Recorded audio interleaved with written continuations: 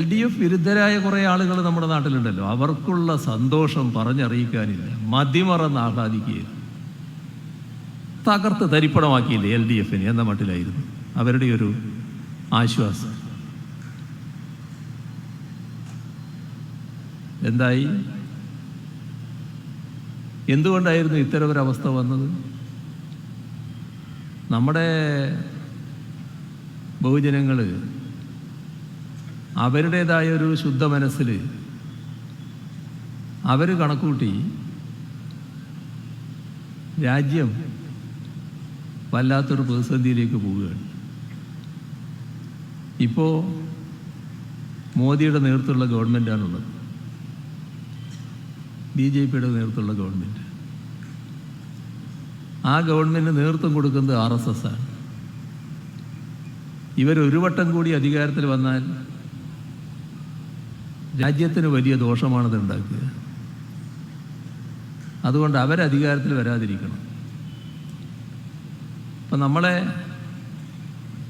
ഈ വിഭാഗം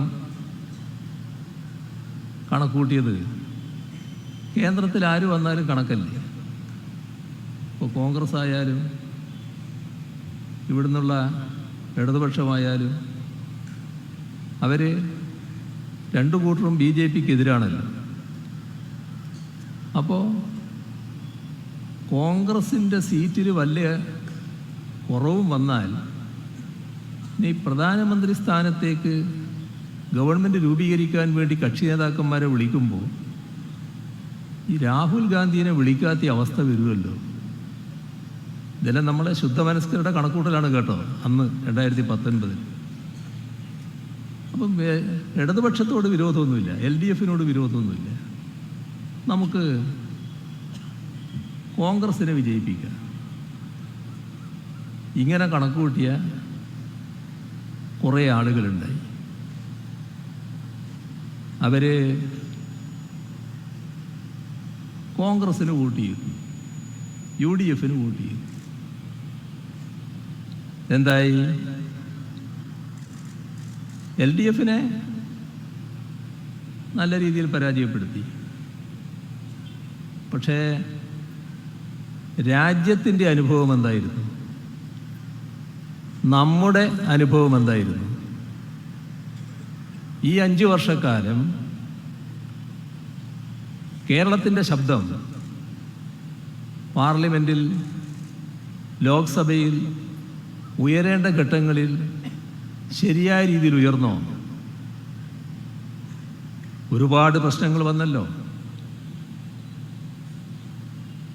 നിരവധി പ്രശ്നങ്ങൾ. ഭരണഘടനയുമായി ബന്ധപ്പെട്ട പ്രശ്നങ്ങൾ, മതനിരപേക്ഷതയുമായി ബന്ധപ്പെട്ട പ്രശ്നങ്ങൾ, രാജ്യത്തിൻ്റെ ഭാവിയെ ബാധിക്കുന്ന പ്രശ്നങ്ങൾ, വിവിധ ജനവിഭാഗങ്ങളുടെ പ്രത്യേക അവകാശങ്ങളുമായി ബന്ധപ്പെട്ട പ്രശ്നങ്ങൾ. RSS കാഴ്ചപ്പാടനുസരിച്ച് കേന്ദ്ര ഗവൺമെൻറ് കാര്യങ്ങളങ്ങ് നീക്കിയല്ലോ. ഇവിടെ നമ്മുടെ ശുദ്ധമനസ്കർ രണ്ടു കൂട്ടരും അവിടെ പോയാൽ എന്താ വ്യത്യാസം എന്ന് ചിന്തിച്ചുവെങ്കിൽ ആ വ്യത്യാസം ഓരോരുത്തർക്കും മനസ്സിലായില്ലേ ഈ 5 വർഷക്കാലം? ഞാൻ പ്രത്യേകിച്ച് പറയേണ്ടതുണ്ടോ? ഇപ്പോഴത്തെ അവസ്ഥ 18 പേരാണ് UDF MPമാർ. ആ 18-ൽ ആരുടെയെങ്കിലും ശബ്ദം ഈ ഘട്ടങ്ങളിൽ ഉയരുന്നത് നമ്മൾ കേട്ടോ? എന്തേ അവരുടെ ശബ്ദം ഉയരാതിരുന്നത്? എന്താണ് അവർക്ക് ശങ്ക?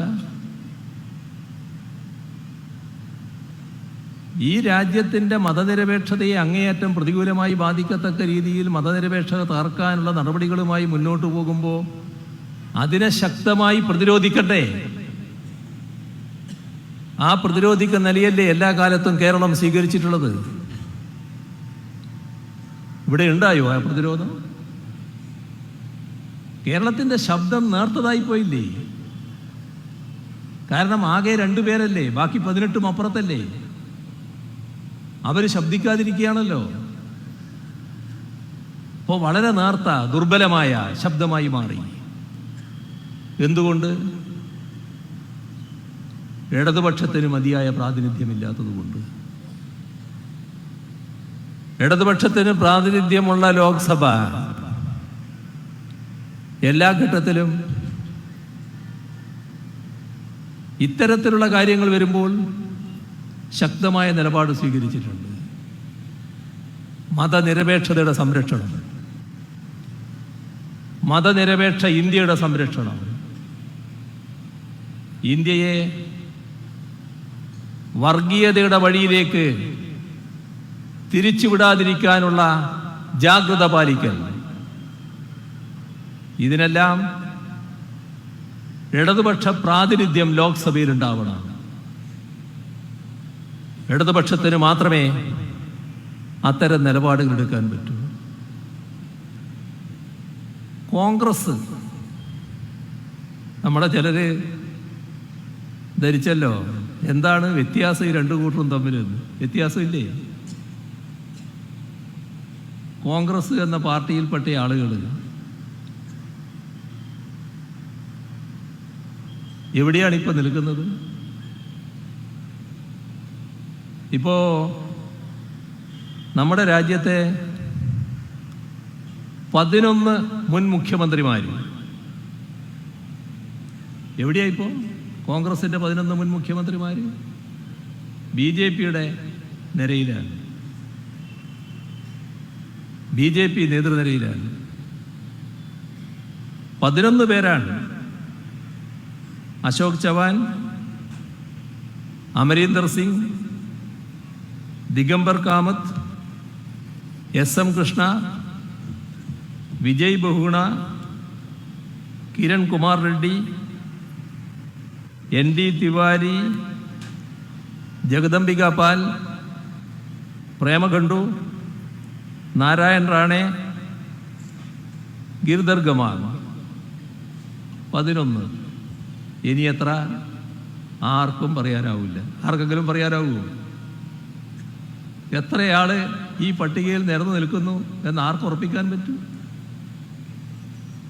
ഇതാണ് കോൺഗ്രസിന്റെ നില.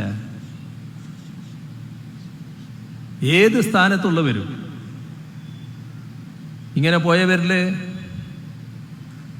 വിവിധ സംസ്ഥാനങ്ങളിലെ കോൺഗ്രസ് പ്രസിഡന്റുമാരുണ്ട്.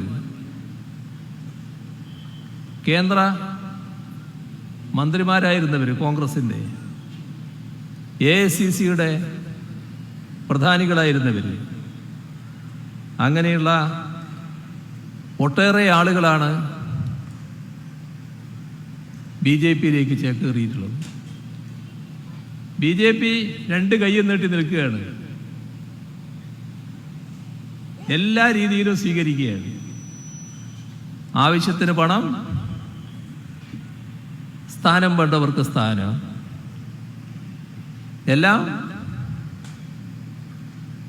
റെഡിയായി നിൽക്കുകയാണ്. അതിൻ്റെ കൂടെ ഒഴുകാൻ നമ്മുടെ എല്ലിന് കഷ്ണം ഇട്ട് കൊടുത്താൽ ഓടുന്ന ചില ജീവികളില്ലേ, ആ സൈസ് പിന്നാലെ ഓടുന്ന ഒരു രീതി കോൺഗ്രസിൻ്റെ ഭാഗത്ത്.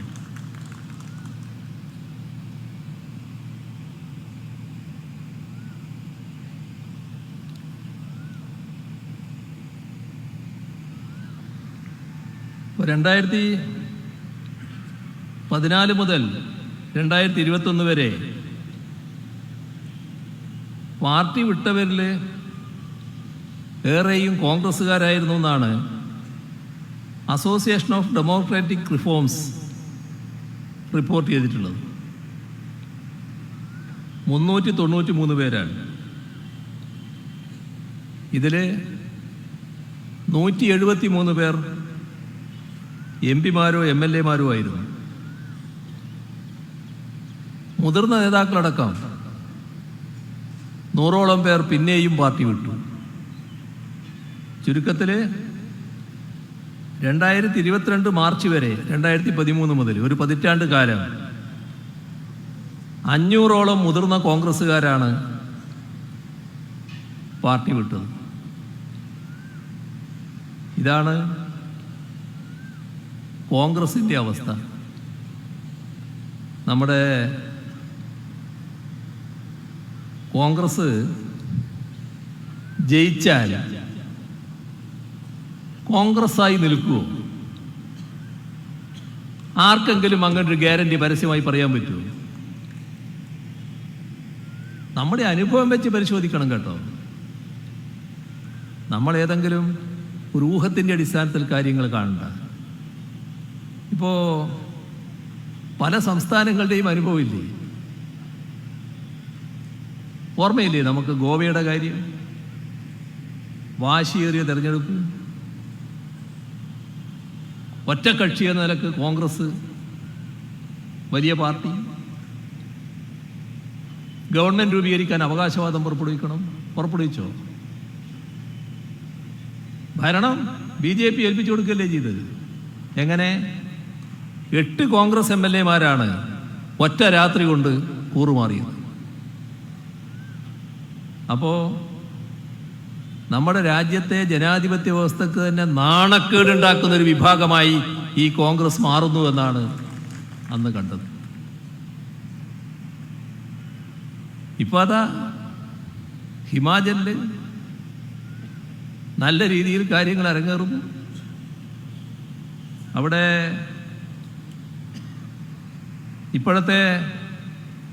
അവിടുത്തെ കോൺഗ്രസ് പ്രസിഡന്റ് പ്രതിഭ സിംഗ്, അവരുടെ മകൻ വിക്രമാദിത്യ സിംഗ്, അവരിപ്പോ എന്താ ചെയ്തത്? അഭിഷേക് സിംഗ് മനു സിംഗിനെ പറ്റി നമ്മളെല്ലാവരും കേട്ടിട്ടുണ്ടല്ലോ. വക്കീൽ എന്ന നിലക്ക് കിടക്ക് കേരളത്തിലൊക്കെ വന്ന് വാദിക്കാറുണ്ടല്ലോ. കോൺഗ്രസിൻ്റെ വലിയ വക്താവായിട്ടൊക്കെ ഇരുന്നയാളാണല്ലോ.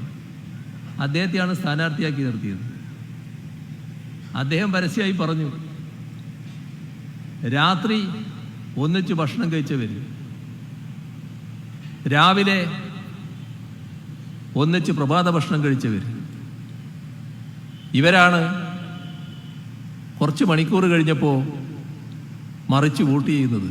ഇങ്ങനെയും മനുഷ്യരുണ്ട് എന്ന് ഞാൻ കാണുകയാണ് എന്ന്. ഇതാണ് കോൺഗ്രസ് പാർട്ടി.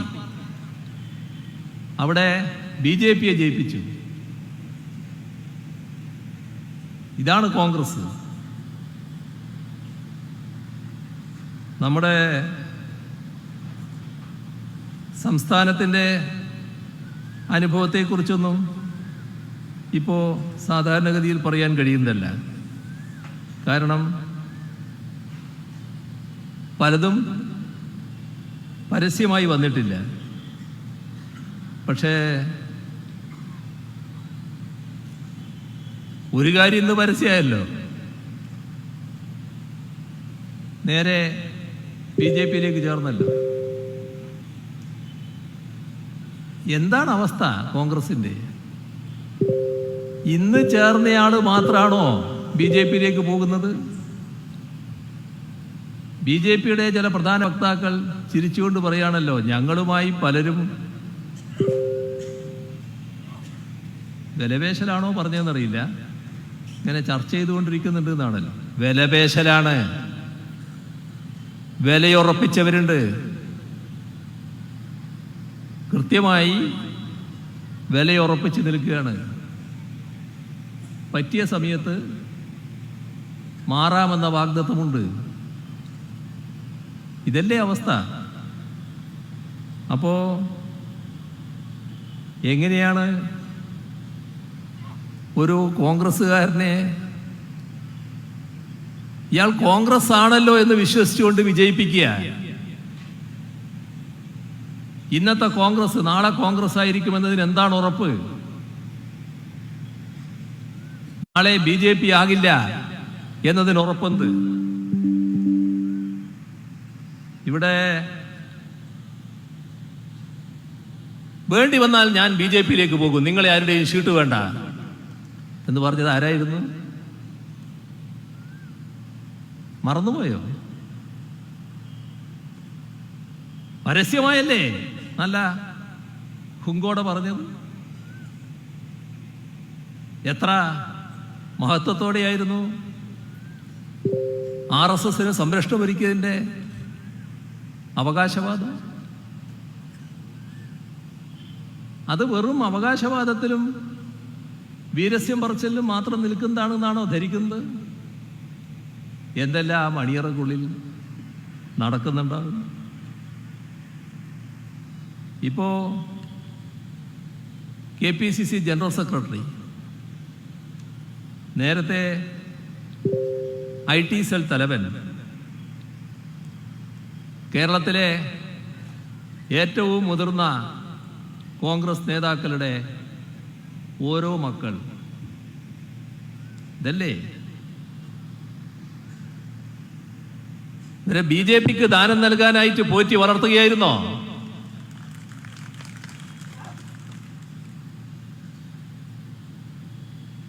ഇവിടുത്തെ BJPയുടെ സ്ഥാനാർത്ഥിയുടെ പേരെല്ലാവരും ശ്രദ്ധിച്ചിട്ടുണ്ടാവുമല്ലോ അല്ലേ? എന്താണ് സംഭവിക്കുന്നതെന്നാണ് നോക്കേണ്ടത്. കഴിഞ്ഞ നിയമസഭാ തെരഞ്ഞെടുപ്പിൽ ധർമ്മടത്ത് അദ്ദേഹം മത്സരിച്ചതാണ് കോൺഗ്രസിന്റെ സ്ഥാനാർത്ഥിയായിട്ട്. വർഷമധികമായില്ലല്ലോ. അത് കഴിഞ്ഞ് ഇത്രയും വർഷമാകുമ്പോഴേക്ക് 2.5 വർഷമാണല്ലോ കഴിഞ്ഞത് പിന്നിട്ടത്. അപ്പോഴേക്ക് അദ്ദേഹത്തെ നമ്മൾ കാണുന്നത് BJP സ്ഥാനാർത്ഥിയായി ഇവിടെ മത്സരിക്കുന്നതാണ്. ധർമ്മടം തന്നെ ഉൾക്കൊള്ളുന്ന കണ്ണൂർ മണ്ഡലത്തിലെ BJP സ്ഥാനാർത്ഥിയായി മത്സരിക്കുന്നതാണ്. അടുത്ത മണ്ഡലത്തിലെ സ്ഥാനാർത്ഥിയായിട്ട് വരാൻ പോകുന്നു എന്നാണ് ധരിക്കേണ്ടത്. അദ്ദേഹത്തിൻ്റെ സഹോദരി നേരെ BJPയിൽ ചേർന്നും കഴിഞ്ഞിരിക്കുന്നു. ഇതൊക്കെയല്ലേ നടക്കുന്നത്. അപ്പോൾ ഏത് കോൺഗ്രസ്സുകാരി എപ്പോൾ BJPയിലേക്ക് പോകും എന്നത് ആർക്കും പറയാത്ത അവസ്ഥ.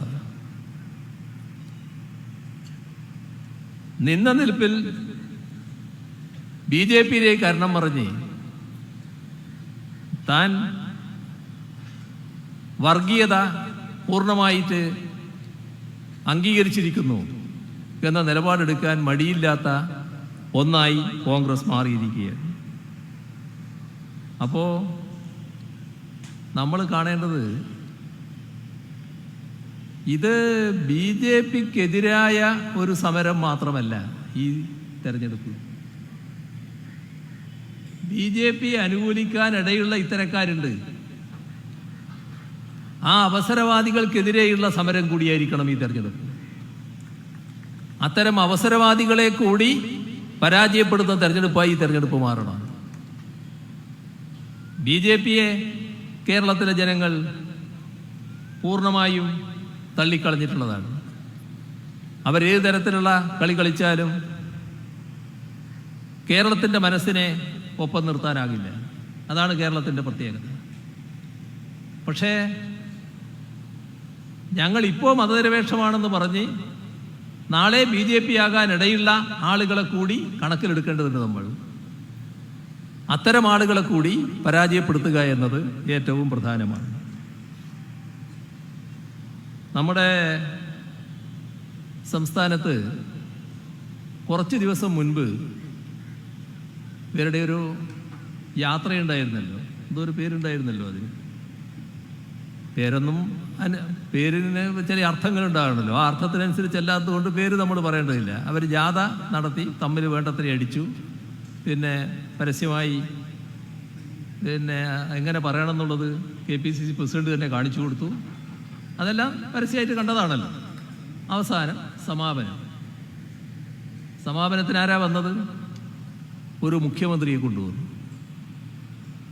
നല്ലത്. രാജ്യത്ത് കോൺഗ്രസിനുള്ള ഒരു മുഖ്യമന്ത്രി. അത് തെലങ്കാനയുടെ മുഖ്യമന്ത്രിയായിരുന്നു. അദ്ദേഹം ഇവിടെ വന്ന് തിരിച്ച് തെലങ്കാനയിൽ പോയി. തെലങ്കാനയിൽ ചെന്നിട്ട് ആദ്യം പറഞ്ഞത് എന്താണെന്നറിയോ? നരേന്ദ്രമോദി തനിക്ക് വല്യേട്ടനെ പോലെയാണ്. എങ്ങനെയുണ്ട്? മോദിയെ വല്യേട്ടനായി അംഗീകരിക്കുന്ന മുഖ്യമന്ത്രി. ഈ ഇവിടുത്തെ പ്രതിപക്ഷ നേതാവ് അടക്കമുള്ളവർക്ക് നാണം എന്ന് പറയുന്ന ഒന്നുണ്ടോ? പ്രധാനമന്ത്രി വന്നപ്പോൾ കേരളത്തിൻ്റെ മുഖ്യമന്ത്രി എന്ന നിലക്ക് അദ്ദേഹത്തെ വിമാനത്താവളത്തിൽ സ്വീകരിക്കുമ്പോൾ ഞാൻ ഇങ്ങനെ കൈകൂപ്പി വണങ്ങി. എന്തെല്ലാം പുകിലായിരുന്നു. ഏതൊക്കെ തരത്തിലാണ് അതിനെ വ്യാഖ്യാനിക്കാൻ നോക്കിയത്. സാധാരണ മര്യാദ അനുസരിച്ച് ചെയ്യുന്ന കാര്യമല്ലേ അതൊക്കെ. ആ മര്യാദയാണോ തനിക്ക് വലിയേട്ടനാണ് നരേന്ദ്രമോദി എന്ന് മുഖ്യമന്ത്രി പറയൽ? അതല്ലേ തെലങ്കാന മുഖ്യമന്ത്രി കാണിച്ചത്. അപ്പോ അവിടെ നിർത്തിയില്ല. തെലങ്കാനയെ ഗുജറാത്ത് മോഡലിൽ വികസിപ്പിക്കണം എന്നാണ് അദ്ദേഹം പറഞ്ഞത്. തൻ്റെ ആഗ്രഹം അതാണെന്നാണ്. എവിടെയാ വ്യത്യാസം? എന്താണ് ബി ജെ പിയുമായുള്ള വ്യത്യാസം? ബി ജെ പിക്ക് നേതൃത്വം കൊടുക്കുന്ന നരേന്ദ്രമോദിയുടെ നയവുമായിട്ട് എവിടെയാണ് വ്യത്യാസം? ഇവിടെ കോൺഗ്രസ്സുകാര് രണ്ട് തരത്തിലുണ്ട്. ഒന്ന്, അവര് കോൺഗ്രസിൽ നിന്ന് പിന്നെ ബി ജെ പിയിലേക്ക് ചാടിപ്പോവുകയാണ്. മറ്റൊരു കൂട്ടർ കോൺഗ്രസിൽ തന്നെ നിൽക്കുന്നു, ബി ജെ പിക്ക് വേണ്ടി പ്രവർത്തിക്കുന്നു. പിന്നെ ഒരവസരത്തിൽ ചാടണമെങ്കിൽ ചാടും. ഇദ്ദേഹം നേരത്തെ പറഞ്ഞ കാര്യമുണ്ട്. തെലങ്കാനയിൽ കോൺഗ്രസ് അധികാരത്തിലെത്തിയാൽ 100 അസംബ്ലി മണ്ഡലങ്ങളിൽ 10 കോടി രൂപ ചെലവിട്ട്, എല്ലാം കൂടിയല്ല കേട്ടോ, 10 കോടി വീതം ഓരോ മണ്ഡലത്തിലും ചെലവിട്ട് രാമക്ഷേത്രം പണിയും. അദ്ദേഹത്തിൻ്റെ തെരഞ്ഞെടുപ്പ് വാഗ്ദാനമാണ്. ഇപ്പൊ തെരഞ്ഞെടുപ്പ് കഴിഞ്ഞതല്ലേ ഉള്ളൂ, ആ ഘട്ടത്തിലുണ്ടായ തെരഞ്ഞെടുപ്പ് വാഗ്ദാനമാണ്. ഇതാണ് ആള്. അദ്ദേഹം ഇതൊക്കെ പറഞ്ഞില്ലെങ്കിലല്ലേ ആശ്ചര്യപ്പെടേണ്ടതുള്ളൂ. ഓരോ ദിവസവും പുതിയ പുതിയ വാർത്തകൾ വരികയല്ലേ. കോൺഗ്രസിൽ നിന്ന് ആളുകൾ ചാടിപ്പോകുന്നതിൻ്റെ വാർത്തകൾ. എത്ര സംസ്ഥാനങ്ങൾ നമ്മുടെ രാജ്യത്ത് കോൺഗ്രസിൻ്റെ കയ്യിലുള്ളത് ബി ജെ പിക്ക് അടിയറ വെച്ചിട്ടുണ്ട്. ഇവിടെ അധികാരം തളികയിൽ വെച്ച് കോൺഗ്രസിന്റെ കൈകളിൽ കൊടുത്തു എന്ന് പറഞ്ഞാൽ തെറ്റില്ലാത്ത അവസ്ഥയല്ലേ. അരുണാചൽ പ്രദേശ് 2016 ജൂലൈയിൽ കോൺഗ്രസ് ആണ് അരുണാചൽ പ്രദേശിൽ അധികാരത്തിൽ വന്നത്. 60 സീറ്റ് ആകെ. ഭൂരിപക്ഷമൊക്കെ ഉണ്ട് കേട്ടോ.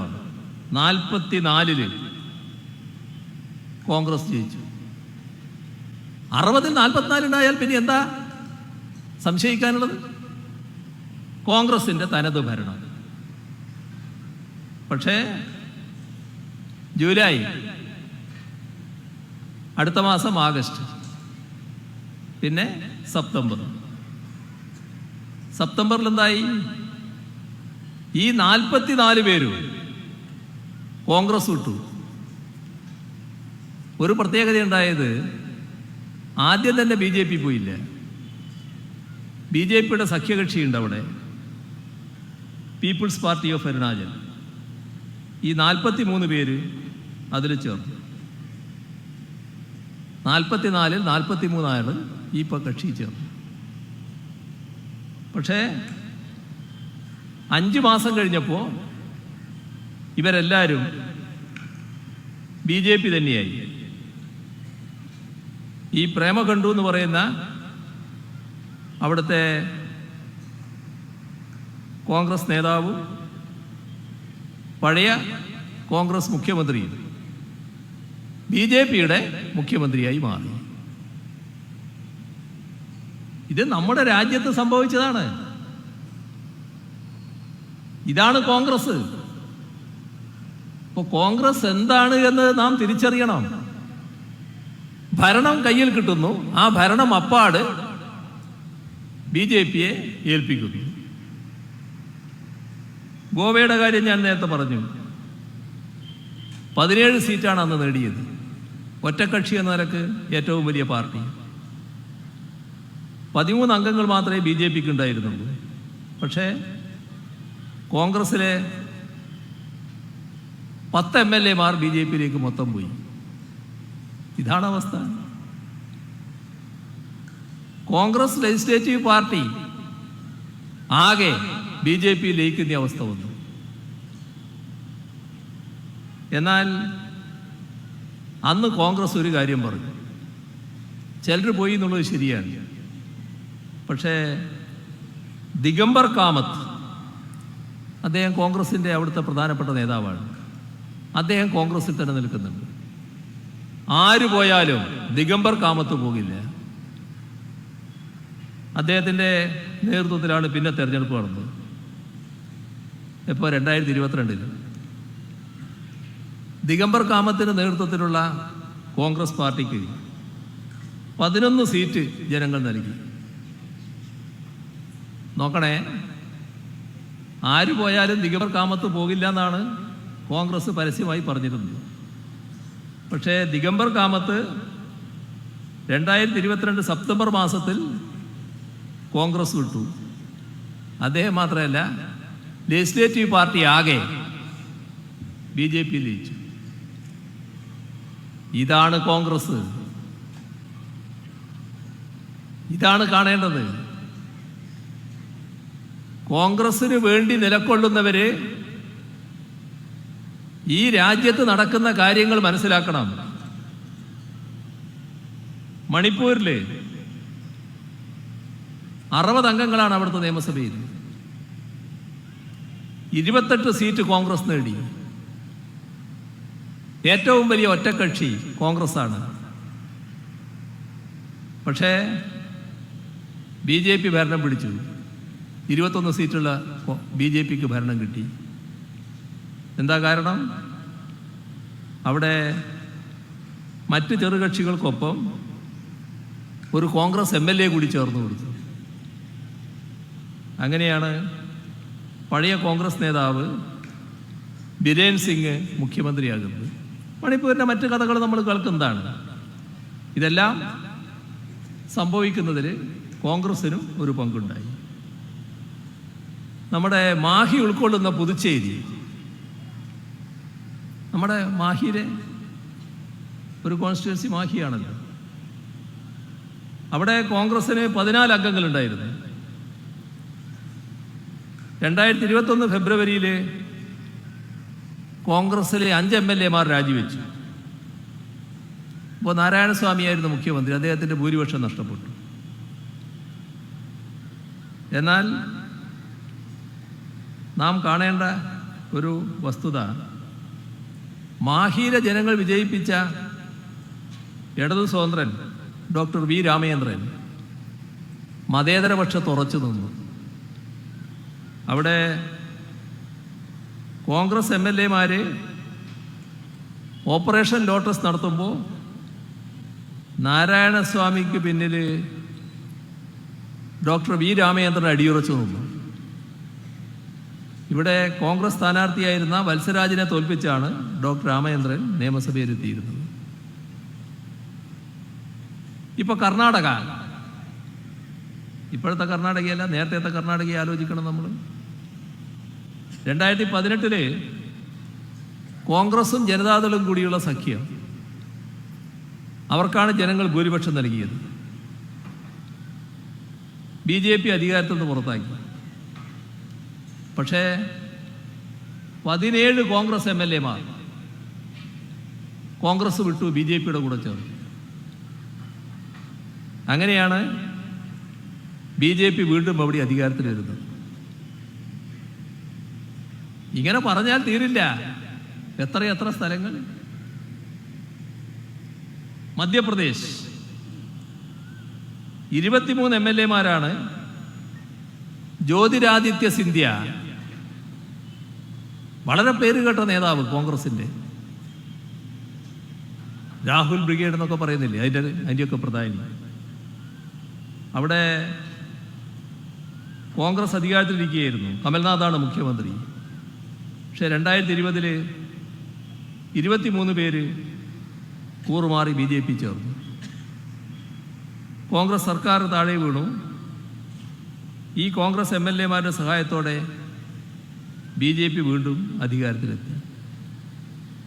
ഇതാണ് നമ്മുടെ രാജ്യത്തിൻ്റെ അനുഭവം, കോൺഗ്രസിനെ കുറിച്ചുള്ള വിലയിരുത്തൽ, ഇതിൻ്റെ എല്ലാം അടിസ്ഥാനത്തിൽ വേണം ഇന്ന് കാണുന്ന ഏത് പ്രധാനിയും നാളെ അതേ നിലയിൽ തുടരുമോ അല്ല BJP ആയി കാണേണ്ടി വരുമോ എന്നത് ആർക്കും ഉറപ്പിച്ചു പറയാൻ കഴിയാത്ത അവസ്ഥയാണ് എന്നത് നാം പ്രത്യേകമായി കണ്ടുപോകേണ്ടതായിട്ടുണ്ട്.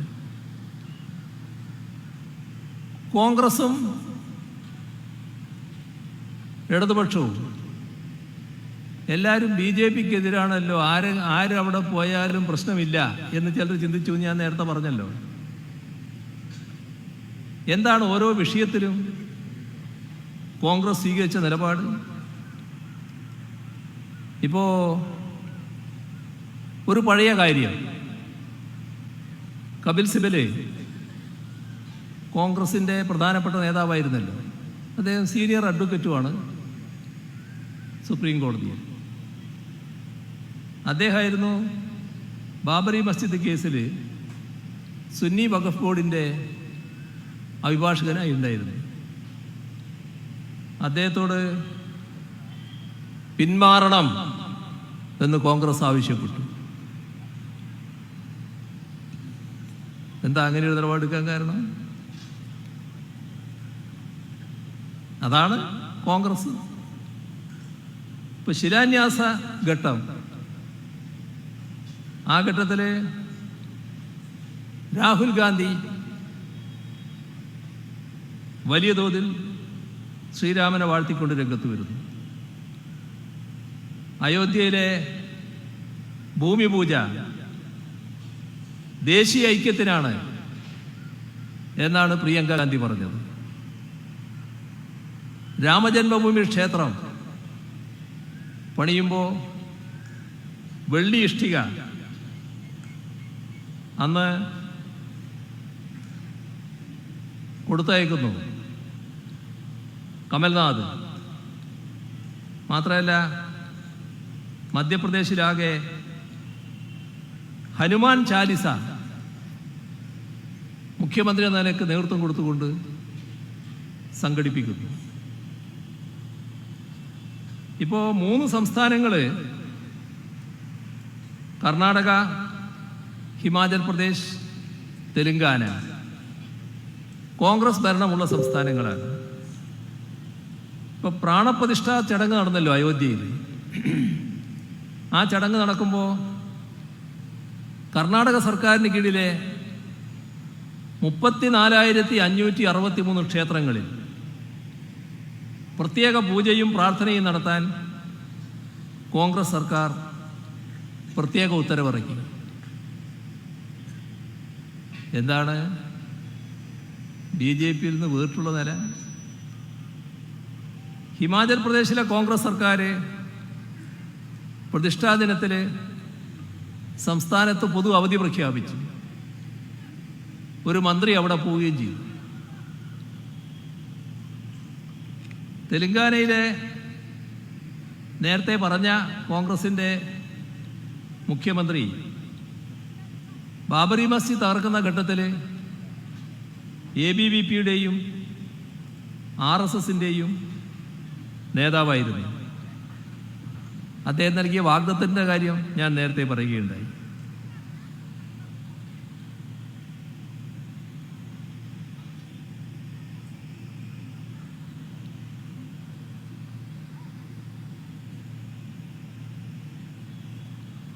$10 കോടി വീതം ചെലവിട്ട് രാമക്ഷേത്രം പണിയും എന്ന് പ്രഖ്യാപിച്ചത് തെലങ്കാനയിൽ കോൺഗ്രസ് നടത്തിയ ഹാത്ത് സേ ഹാത്ത് ജോഡോ യാത്രയുണ്ടായിരുന്നു. അതിനിടെയാണ്. അപ്പോൾ BJPയുടെ അതേ നിലപാട് സ്വീകരിച്ച് നേരിടുക, ഇതാണ് കോൺഗ്രസ് സ്വീകരിച്ചിട്ടുള്ളത്. നമ്മുടെ രാജ്യത്ത് ഒട്ടേറെ പ്രശ്നങ്ങൾ ഉയർന്നു വന്നല്ലോ ഓരോ ഘട്ടത്തിൽ. വേഗ സിവിൽ കോഡ് വിഷയം വന്നു. കോൺഗ്രസിന് വ്യക്തമായ നിലപാടുണ്ടായോ? ഇവിടെ ഹിമാചൽ പ്രദേശിലെ വിക്രമാദിത്യ സിംഗ് ആ ഏക സിവിൽ കോഡിനെ സ്വാഗതം ചെയ്തു. പാലസ്തീൻ വിഷയം വ്യാപകമായി പാലസ്തീനോട് ഐക്യദാർഢ്യം പ്രകടിപ്പിച്ചുകൊണ്ട്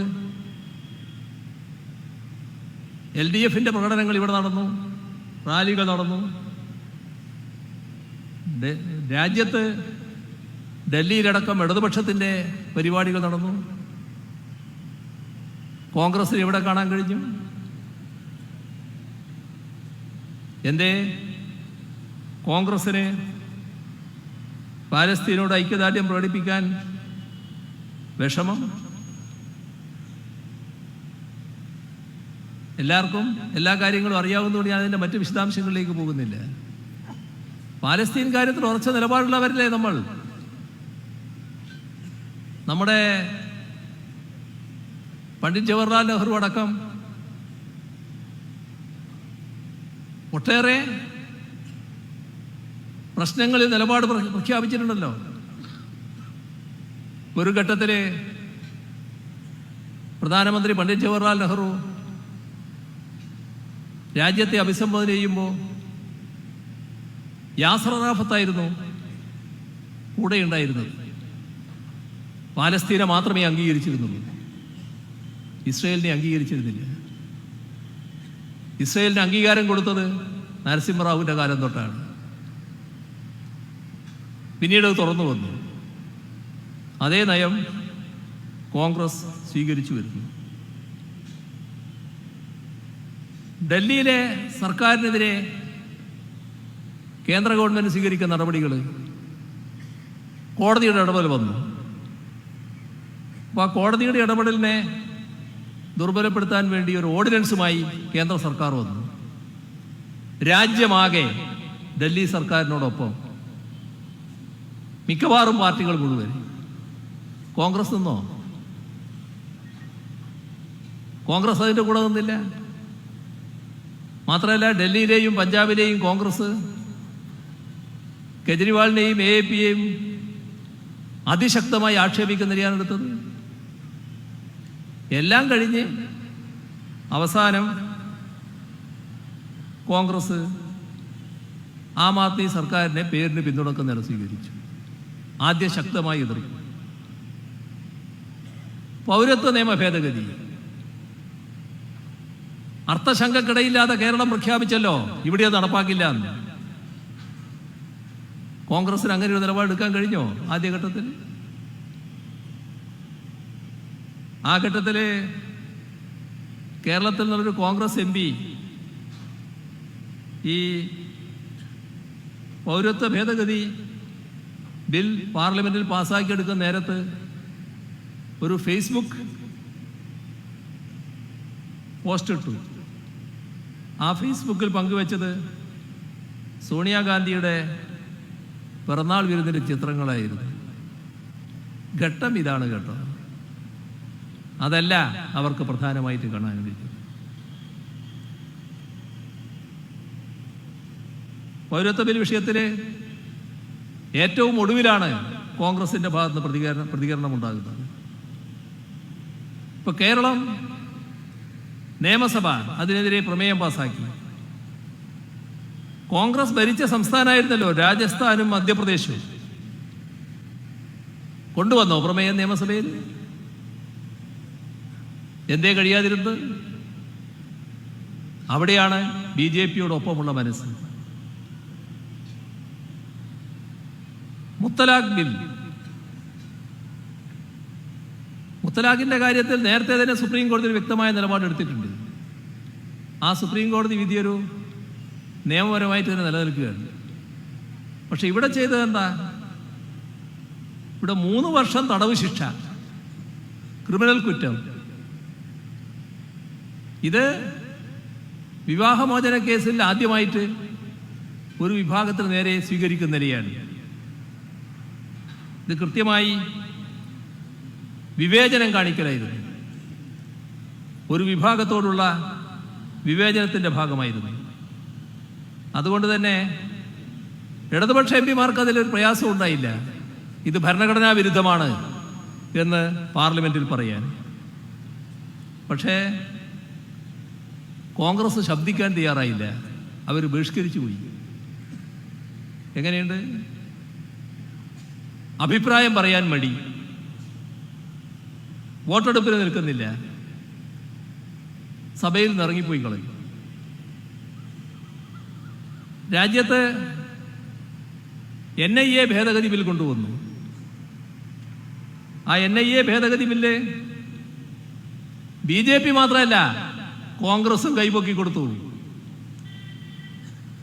അത് ഈ രാജ്യത്തുണ്ടാക്കിയ പ്രശ്നങ്ങൾ എന്തൊക്കെയെന്ന് ഞാനിപ്പോ വിശദമാക്കേണ്ടതില്ലല്ലോ. ന്യൂനപക്ഷ വിഭാഗങ്ങളെ പ്രത്യേകമായി ലക്ഷ്യമിട്ടുകൊണ്ട് കൊണ്ടുവന്ന ഒരു ഭേദഗതിയായിരുന്നു അത്, അത്തരമൊരു നിയമമായിരുന്നു അത് എന്ന് എല്ലാവർക്കും അറിയാം. പക്ഷേ കോൺഗ്രസിന് മാത്രം അത് തിരിച്ചറിയാൻ പറ്റിയില്ല. അപ്പോ കോൺഗ്രസിനോടൊപ്പം എല്ലാ കാര്യത്തിലുള്ള ലീഗ് ഉണ്ടല്ലോ, ലീഗ് അന്നേരം വിട്ടുനിന്നു ഇതിൻ്റെ അകത്തുനിന്ന്. ഇതാണ് അവസ്ഥ UDF-ന്റെ. UAPA ബിൽ കൃത്യമായ രാഷ്ട്രീയ ലക്ഷ്യത്തോടെ കൊണ്ടുവന്നതാണ് UAPA ബിൽ. പക്ഷെ കോൺഗ്രസ് അതിനനുകൂലമായി വോട്ട് ചെയ്തു കൊടുത്തു. ഇതാണ് നാം കാണേണ്ടത്.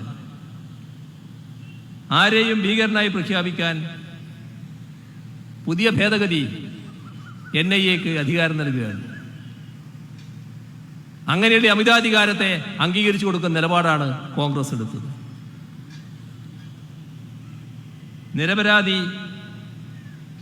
താൻ നിരപരാധിയാണെന്ന് സ്വയം തെളിയിക്കേണ്ട ഉത്തരവാദിത്വം കുറ്റം ചാർത്തപ്പെട്ടയാൾക്ക് കൊടുക്കുകയാണ്, നേരെ തിരിച്ചു വെക്കുകയാണ് നിയമസംഹിത. ഭരണഘടന ഉറപ്പു നൽകുന്ന പൗരാവകാശം പൂർണ്ണമായും ലംഘിക്കുന്ന അവസ്ഥ, അതും അങ്ങേയറ്റം ന്യൂനപക്ഷ വിരുദ്ധ സമീപനം ഉൾക്കൊള്ളുന്ന ഒരു ബില്ലായിരുന്നു. പക്ഷെ കോൺഗ്രസ് BJP-യോടൊപ്പം കൈപൊക്കി കൊടുത്തു. ഇടതുപക്ഷത്തിന് ഒരു ആശങ്കയുണ്ടായില്ല, ഒരു സംശയം ഉണ്ടായില്ല. ശക്തമായി തന്നെ അതിനെ എതിർക്കുന്ന നില പാർലമെന്റിൽ സ്വീകരിച്ചു. ഇവിടെ കാശ്മീർ വിഷയം എത്ര പരിഹാസ്യമായാണ് കാര്യങ്ങൾ നടന്നതെന്ന് നോക്കണം. എങ്ങനെയാണ് ഭരണഘടനയെ പിച്ച് ചീന്തുന്നത് എന്നാണ് നാം കാണേണ്ടത്. ഭരണഘടനയുടെ 370-ാം വകുപ്പ് റദ്ദ് ചെയ്യുന്ന പ്രമേയം, സംസ്ഥാനത്തെ വിഭജിക്കുന്ന ബില്ല്, ഇതൊക്കെ ഒരു മുന്നറിയിപ്പുമില്ലാതെ സാധാരണ എല്ലാ നടപടികളുടെയും വിവരങ്ങൾ തലേദിവസം കൊടുക്കും. അതൊന്നും അംഗീകരിക്കാതെ പെട്ടെന്ന് പോക്കറ്റിൽ നിന്ന് എടുത്ത് പാർലമെന്റിൽ അവതരിപ്പിക്കുകയായിരുന്നു, രാജ്യസഭയിൽ അവതരിപ്പിക്കുകയായിരുന്നു. ആ ഘട്ടത്തില് ആവശ്യമായ സായുധ സേനയൊക്കെ കാശ്മീരിലേക്ക് കേന്ദ്ര സർക്കാർ നേരത്തെ അയച്ചിട്ടുണ്ടായിരുന്നു, ഇതിനെതിരെ പ്രതിഷേധം വന്നാൽ നേരിടാൻ വേണ്ടി. ഇക്കാര്യത്തില് സഭയ്ക്കകത്തും പുറത്തും കോൺഗ്രസിന്റെ ഭാഗത്ത് നിന്ന് വേണ്ട രീതിയിൽ പ്രതിഷേധം ഉയർന്നില്ല. മാത്രമല്ല, പല കോൺഗ്രസ് നേതാക്കളും BJP-യുടെ നിലപാടിനെ രഹസ്യമായി അഭിനന്ദിക്കാൻ തയ്യാറാവുകയായിരുന്നു. ഇതാണ് മനസ്സ്, അതാണ് നാം കാണേണ്ടത്.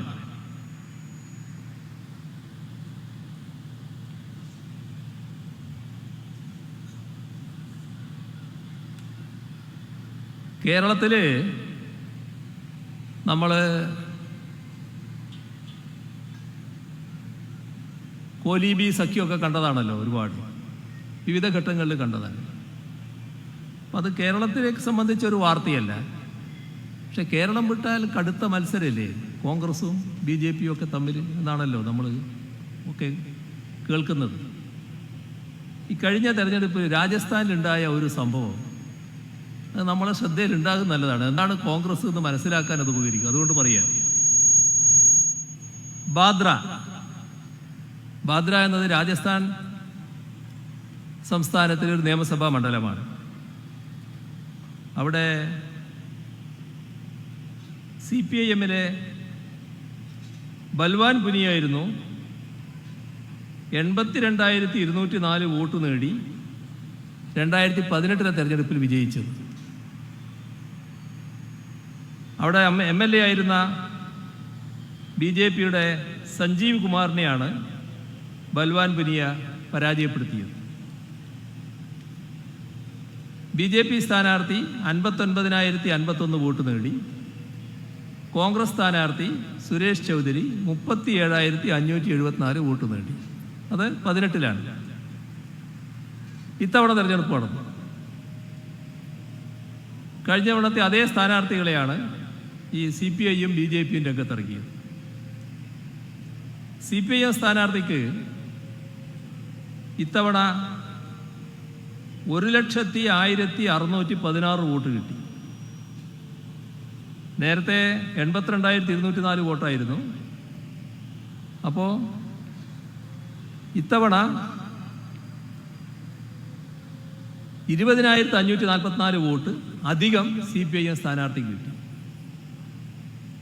പക്ഷെ അവിടെ ജയിച്ചത് BJP സ്ഥാനാർത്ഥിയാണ്. 1,02,748 വോട്ടിന് ജയിച്ചു. 1,732 വോട്ടിൻ്റെ ഭൂരിപക്ഷം. ഇനിയാണ് വേറൊരു കഥ വരുന്നത്. ബാദ്രയിൽ അജിത് സിംഗ് ആണ് കൈപ്പത്തി ചിഹ്നത്തിൽ കോൺഗ്രസിന് വേണ്ടി മത്സരിച്ചത്. അപ്പോൾ അവിടെ മൊത്തം വോട്ട്, പോൾ ചെയ്ത വോട്ട് എല്ലാം ഉയർന്നു. കോൺഗ്രസിന് നേതൃത്വമുള്ള ഭരണമാണ് അവിടെ ഉണ്ടായത്. ഇവിടെ കോൺഗ്രസിൻ്റെ വോട്ട് 10-1 അങ്ങ് ചുരുങ്ങി. കോൺഗ്രസിന് നേരത്തെ 37,574 വോട്ടുണ്ട്. ഇപ്പോൾ എത്രയാണെന്നറിയോ? 3,771. 37,000 സ്ഥാനത്ത് 3,771. ബാക്കി കാര്യം നമുക്ക് ഊഹിക്കാവുന്നതാണ്. ഇവിടെ നാം കാണുന്ന കളി അവിടെ കളിക്കുന്നതിന് അവർക്ക് പ്രയാസമുണ്ടായില്ല എന്ന്. ഇതാണ് കോൺഗ്രസ്. ഇത് നാം മനസ്സിലാക്കേണ്ട ഒരു കാര്യമാണ്. ആളുകൾ മാറുന്നത് മാത്രമല്ല, കോൺഗ്രസ്സായി നിന്നുകൊണ്ട് തന്നെ BJPയെ സഹായിക്കാൻ തയ്യാറാകുന്നുവെന്നതാണ് ഇവിടെ ഏറ്റവും പ്രത്യേകതയുള്ളൊരു കാര്യം. ഒരു കാര്യം കൂടി പറയാനുണ്ട് എന്നാണ് തോന്നുന്നത്. കേരളത്തിലാകെ വന്യജീവി ആക്രമണം നടക്കുന്ന ഒരു ഘട്ടമുണ്ടല്ലോ, ഒരു അവസ്ഥയുണ്ടല്ലോ. പലയിടത്തും വന്യജീവി ആക്രമണം കൂടുന്നുണ്ട്. യഥാർത്ഥത്തിൽ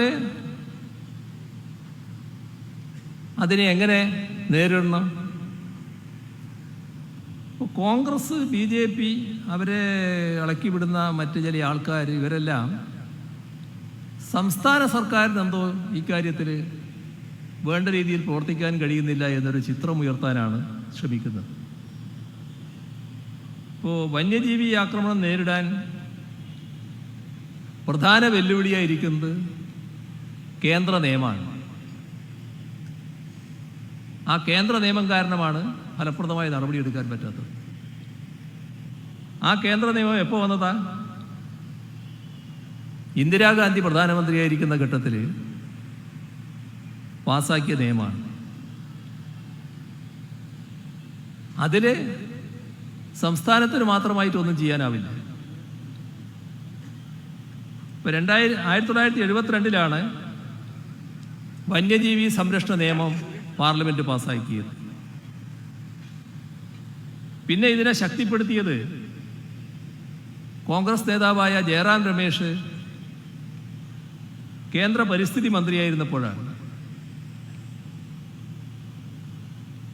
ഇത് വീണ്ടും ശക്തിപ്പെടുത്തി.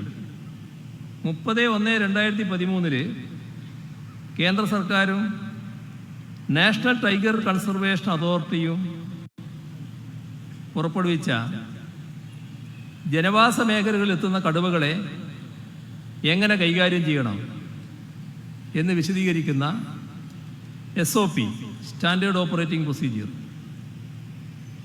കാട്ടാനകളെ എങ്ങനെ കൈകാര്യം ചെയ്യണമെന്ന് വിശദീകരിക്കുന്ന ഗൈഡ് ലൈൻസ്, ഇതനുസരിച്ചേ കാര്യങ്ങൾ ചെയ്യാൻ പറ്റും. ഈ കേന്ദ്ര നിയമം ഭേദഗതി ചെയ്യാൻ സംസ്ഥാന സർക്കാരിന് അധികാരമില്ല. അത് ചെയ്യേണ്ടത് ഇപ്പോഴത്തെ കേന്ദ്ര ഗവൺമെൻറ്റാണ്. നേരത്തെ കോൺഗ്രസിൻ്റെ കേന്ദ്ര ഗവൺമെൻറ് സ്വീകരിച്ച ആ നിലപാട് ഭേദഗതി ചെയ്യണം എന്ന് സംസ്ഥാനം കേന്ദ്രത്തോട് ആവശ്യപ്പെട്ടു. ഇവിടെ കേന്ദ്ര വനമന്ത്രി വന്നു ഈ അടുത്ത ദിവസം. അദ്ദേഹം പരസ്യമായി പറഞ്ഞു അത് ഭേദഗതി ചെയ്യാൻ ഉദ്ദേശിക്കുന്നില്ല. അപ്പോൾ നേരത്തെ കോൺഗ്രസ് അംഗീകരിച്ച നിയമം ഇപ്പോൾ BJPയും അതേ രീതിയിൽ നടപ്പാക്കുന്നു. അപ്പോൾ ആരാണ് ഇതിന് ഉത്തരവാദി? ഈ രണ്ടു കൂട്ടരും. ഈ അവസ്ഥയിൽ മാറ്റം വരുത്താത്തത്. നമ്മുടെ രാജ്യത്ത് വന്യമൃഗങ്ങൾ വർദ്ധിച്ചു വരുമ്പോൾ അതിനനുസരിച്ചുള്ള നിലപാട് സ്വീകരിക്കാൻ കഴിയണ്ടേ? മറ്റ് രാജ്യങ്ങൾ സ്വീകരിക്കുന്ന നിലയില്ലേ? അതിനനുസരിച്ച് പോകാൻ കഴിയണ്ടേ? അത് സംസ്ഥാനത്തിന് മാത്രമായി ചെയ്യാൻ കഴിയില്ലല്ലോ. അപ്പോൾ സംസ്ഥാന സർക്കാരിനെ രാഷ്ട്രീയ ലക്ഷ്യത്തോടെ ആക്രമിക്കാൻ ശ്രമിക്കുകയാണ്. ആര്? ഇതിനെല്ലാം ഉത്തരവാദികളായ കോൺഗ്രസും BJPയും തന്നെ. അതാണിതിലെ ഏറ്റവും രസാവഹമായ വസ്തുത. 18 UDF MPമാരുണ്ടല്ലോ. ഈ കേന്ദ്ര നിയമത്തെക്കുറിച്ച് ഒരക്ഷരം പാർലമെന്റിൽ സംസാരിച്ചോ? പോട്ടെ, വയനാടിനെ പ്രതിനിധീകരിക്കുന്ന ആളാണല്ലോ രാഹുൽ ഗാന്ധി. അദ്ദേഹത്തിന് ഇപ്പോഴുള്ള നില വെച്ച് ലോക്സഭയിൽ എഴുന്നേറ്റ് നിന്നാൽ സമയം കിട്ടുമല്ലോ. വയനാടിന്റെ പ്രശ്നം അവതരിപ്പിച്ചോ ഏതെങ്കിലും ഘട്ടത്തിൽ? എന്തുകൊണ്ട് കഴിഞ്ഞില്ല? രാഹുൽ ഗാന്ധി അടക്കമുള്ള 18 പേരും കേന്ദ്ര നിയമം മാറ്റുന്നതിനെ കുറിച്ച്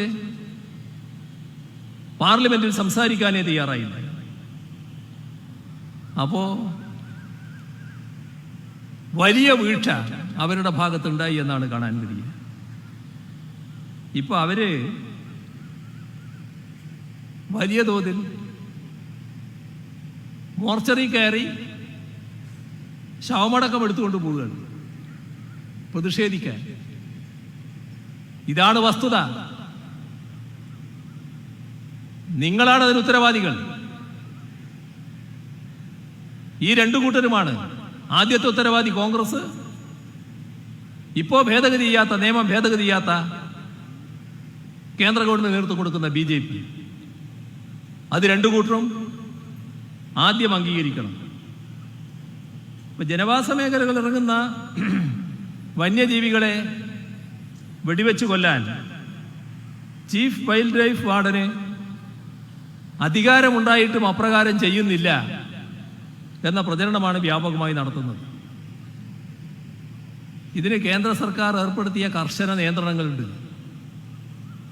അത് കേന്ദ്ര വന്യജീവി സംരക്ഷണ നിയമത്തിലെ വകുപ്പ് 11(1)(a) പ്രകാരം ഉള്ളതാണ്. ഇതനുസരിച്ച് അപകടകാരിയായ വന്യമൃഗങ്ങളെ കൊല്ലാൻ ഉത്തരവിടുന്നതിന് മുൻപ് ചെയ്യേണ്ട കാര്യങ്ങളുണ്ട്.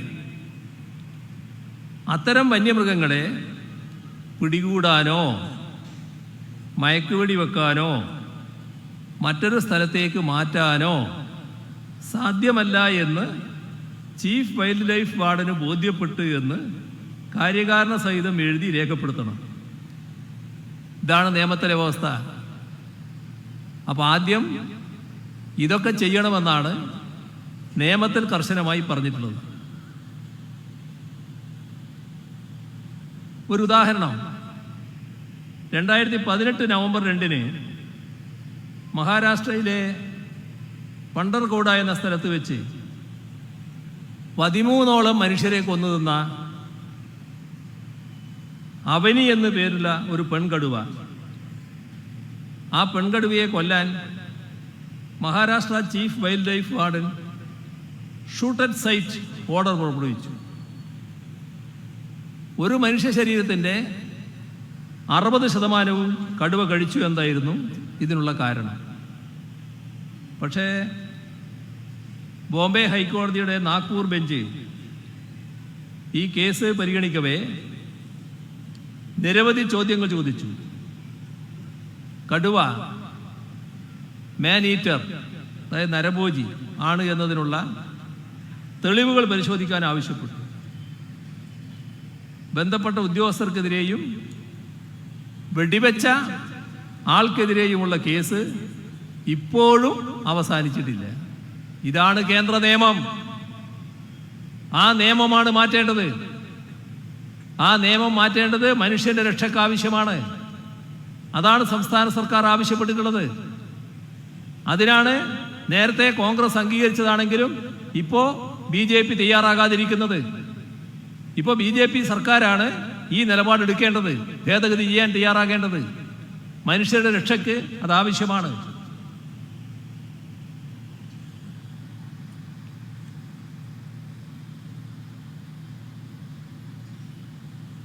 ഈ കാര്യത്തിൽ 620 കോടി രൂപയുടെ പദ്ധതിയാണ് കേന്ദ്ര സർക്കാരിന് മുന്നിൽ സംസ്ഥാനം സമർപ്പിച്ചത്. ഇക്കാര്യത്തിൽ സ്വീകരിക്കേണ്ട നടപടികൾ. പക്ഷേ ഇതേവരെ അനുകൂല നിലപാട് കേന്ദ്ര സർക്കാരിൽ നിന്ന് വന്നിട്ടില്ല. വന്യജീവി ആക്രമണങ്ങൾ ഉണ്ടായ സന്ദർഭങ്ങളിൽ അത്തരം ഉപദ്രവകാരികളായ മൃഗങ്ങളെ തിരികെ വനത്തിലേക്ക് മടക്കി അയക്കുന്നതിനുള്ള കാര്യക്ഷമമായ നടപടികളാണ് ഇപ്പോൾ വനം വകുപ്പ് സ്വീകരിച്ചു പോകുന്നത്. കാരണം അതേ സാധിക്കൂ, അതാണ് അതിൻ്റെ പ്രശ്നം. ഇപ്പോൾ വനത്തിനുള്ളിൽ തന്നെ നല്ല രീതിയിൽ വെള്ളം ഉറപ്പുവരുത്താനുള്ള നടപടികൾ സ്വീകരിച്ചു പോവുകയാണ്. കൂടുതൽ നടപടികളിലേക്ക് ഇപ്പോൾ കടക്കുന്നുണ്ട്. നല്ല നിലക്ക് ചില നടപടികൾ സ്വീകരിക്കാനും തീരുമാനിച്ചിട്ടുണ്ട്. കഴിഞ്ഞ ക്യാബിനറ്റ് തന്നെ അതുമായി ബന്ധപ്പെട്ട ഒട്ടേറെ നടപടികൾ എടുത്തു കഴിഞ്ഞിട്ടുണ്ട്. നമ്മുടെ കോതമംഗലത്ത് മരണം സംഭവിച്ച അതേ ദിവസമാണ് കർണാടകത്തിൽ കാട്ടാനയുടെ ആക്രമണത്തിൽ ഒരാൾ മരിച്ചത്. അവിടെ കോൺഗ്രസ് ആണല്ലോ ഇപ്പോഴത്തെ ഗവൺമെൻറ് നേതൃത്വം കൊടുക്കുന്നത്. ഇത് രണ്ടും ഏകദേശം ഒരേ കാടാണല്ലോ. ഈ തരത്തിലുള്ള പ്രതിഷേധമൊന്നും അവിടെ കണ്ടില്ല. അവിടെ ആഴ്ചതോറും കാട്ടാന ആക്രമണം നടക്കുന്നത് അവിടുത്തെ സർക്കാരിൻ്റെ പിടിപ്പുകേട് കൊണ്ടാണെന്ന് കോൺഗ്രസ് പറയുന്നുണ്ടോ? തമിഴ്നാട്ടിലെ കൃഷ്ണഗിരിയിൽ 2 സ്ത്രീകളെയാണ് കാട്ടാന ചവിട്ടിക്കൊന്നത്. കഴിഞ്ഞ ആഴ്ചയാണത്. ഇതിനെതിരെ ഫലപ്രദമായ നടപടിയെടുത്ത് പോകണം തന്നെയാണ് സംസ്ഥാന സർക്കാർ കാണുന്നത്. ജനങ്ങളുടെ രക്ഷയാണ് പ്രധാനമെന്നാണ് സർക്കാർ കാണുന്നത്. അതിനുതകുന്ന നടപടികൾ സ്വീകരിക്കണം. അതിലേറ്റവും പ്രധാനം ഈ കേന്ദ്ര നിയമം ഭേദഗതി ചെയ്യലാണ്. ആ നിയമ ഭേദഗതി ആവശ്യമാണ് എന്നതും ഇപ്പോൾ നേരത്തെ തന്നെ ഉന്നയിച്ചിട്ടുണ്ട്. അതൊന്നുകൂടി ശക്തമായി സംസ്ഥാന സർക്കാർ ഉന്നയിക്കുകയാണ്. നമ്മുടെ തെരഞ്ഞെടുപ്പ് ഘട്ടത്തിൽ ഇത്തരം പ്രശ്നങ്ങളെല്ലാം വലിയ തോതിൽ ഉയർത്തിക്കൊണ്ടുവരാൻ ബോധപൂർവം ചിലർ ശ്രമിക്കുകയാണ്. ഇത് സംസ്ഥാന സർക്കാരിനെതിരെ തിരിച്ചുവിടാനുള്ളൊരു നീക്കമായിട്ടും ഇതിനെ കാണേണ്ടതായിട്ടുണ്ട്. യഥാർത്ഥത്തിൽ സംസ്ഥാന സർക്കാർ ഈ പ്രദേശത്തുള്ള ജനങ്ങളുടെ കൂടെയാണ് പൂർണ്ണമായിട്ടും. സംസ്ഥാന സർക്കാരിന് നിയമപ്രകാരം ചെയ്യാൻ കഴിയുന്ന കാര്യങ്ങൾ മാത്രമേ ചെയ്യാൻ കഴിയൂ. അതിനപ്പുറം ചെയ്യണമെങ്കിൽ നിയമം ഭേദഗതി ചെയ്യണം. അതിനാണ് ഇപ്പോൾ സർക്കാർ കേന്ദ്രത്തോട് ആവശ്യപ്പെടുന്നത്. ഈ മണ്ഡലത്തിൽ സഖാവ് MV ജയരാജൻ LDF സ്ഥാനാർത്ഥിയായി മത്സരിക്കുന്നു. സഖാവ് ജയരാജൻ്റെ കഴിഞ്ഞകാല പാർലമെൻ്ററി പ്രവർത്തനം, കഴിഞ്ഞകാല പൊതുപ്രവർത്തനം, കഴിഞ്ഞകാല സാമൂഹ്യ രംഗങ്ങളിലുള്ള ഇടപെടൽ സഖാവ് ജയരാജനെ ഏതെങ്കിലും ഒരു പാർട്ടിയുടെയോ ഒരു മുന്നണിയുടെയോ മാത്രം വക്താവായി ഇവിടുത്തെ ജനങ്ങൾ കാണുന്നില്ല എന്നതാണ് പൊതുവിൽ ഉള്ള കാഴ്ച. അത്തരമൊരു ഘട്ടത്തിൽ എല്ലാവരും വലിയ ഭൂരിപക്ഷത്തോടെ സഖാവ് ജയരാജനെ വിജയിപ്പിക്കാൻ രംഗത്തുണ്ടാവണം. എല്ലാ കുടുംബങ്ങൾക്കും സ്വീകാര്യനായ ഒരു സ്ഥാനാർത്ഥിയാണ് സഖാവ് ജയരാജൻ. ജയരാജൻ്റെ തെരഞ്ഞെടുപ്പ് വിജയം ഉറപ്പുവരുത്താനുള്ള പ്രവർത്തനങ്ങൾ സംഘടിപ്പിക്കാനുള്ള തെരഞ്ഞെടുപ്പ് കമ്മിറ്റി രൂപീകരണമാണ് ഇന്നിവിടെ നടക്കുന്നത്. ഈ പരിപാടിയുടെ ഔപചാരികമായ ഉദ്ഘാടനം നിറഞ്ഞ സന്തോഷത്തോടെ നിർവഹിച്ചതായി അറിയിച്ചുകൊണ്ട് അവസാനിപ്പിക്കുന്നു. നിങ്ങൾക്കെൻ്റെ അഭിവാദ്യം.